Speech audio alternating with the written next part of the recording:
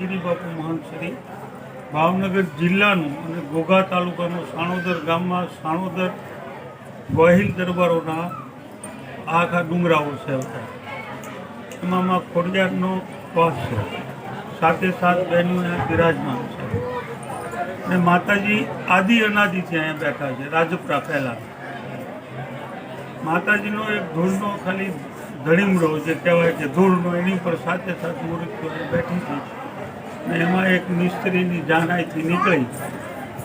એ જાનમાં એક 5 થી 7 વર્ષની દીકરી જે હતી એ અહીંયા રોકાઈ ગઈ બોર ખાવા ને ગાડા જતા રહ્યા, આપણે નીકળી ગયા. પછી રાત થઈ ગઈ એટલે માતાજીએ ડોશીનું સ્વરૂપ લઈ અને દીકરીને અહીંયા લાવ્યા, સુવડાવ્યા, એમને લાપસી છે બધું ખવડાવ્યું, ધાબળો ઓઢાડ્યો. બીજે દી સવારમાં એ લોકો જાન પાછી વળે એટલે એમને સોંપી દીધી દીકરીને. એટલે દીકરીને બધાએ પૂછ્યું તને અહીંયા તું આ વગડામાં કેમ રહી, તને સિંહ, દીપડા, વાઘ, વરુ કાંઈ કર્યું નહીં? તો કે મને અહીંયા એક ડોશીમાં રહે છે, એ ડોશીમાં આખી રાત ખવડાવી, લાપસીને બધું ખવડાવ્યું. અને તો કે ક્યાં છે એ માં?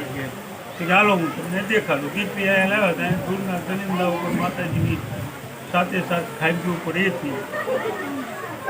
અને એ લોકોને પછી એસા થયો કે અહીંયા કોઈ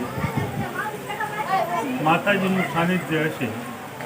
એટલે એમને જોવરાયું એટલે નીકળ્યું. એટલે એ લોકોએ મિસ્ત્રી લોકોએ નાની દેરી બંધાવી.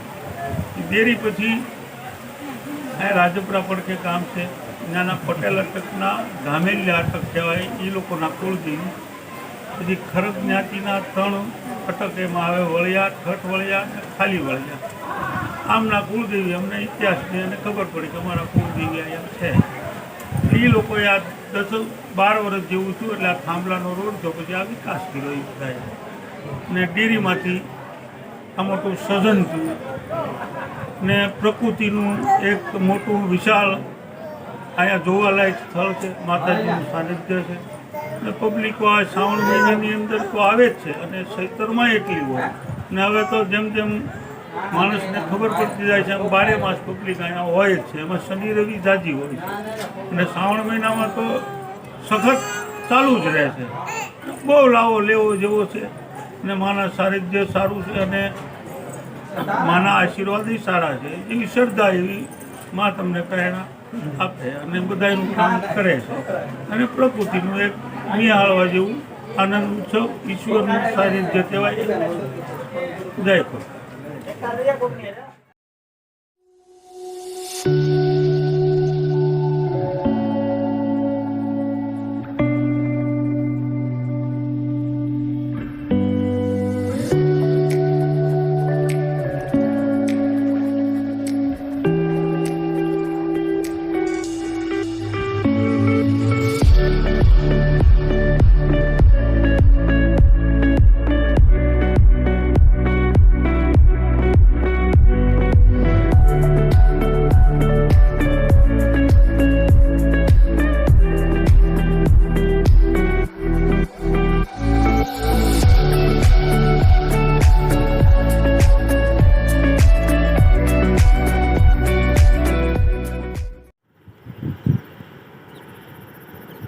तो दोस्तों, तो यही था वो पूरा खोडियार माता।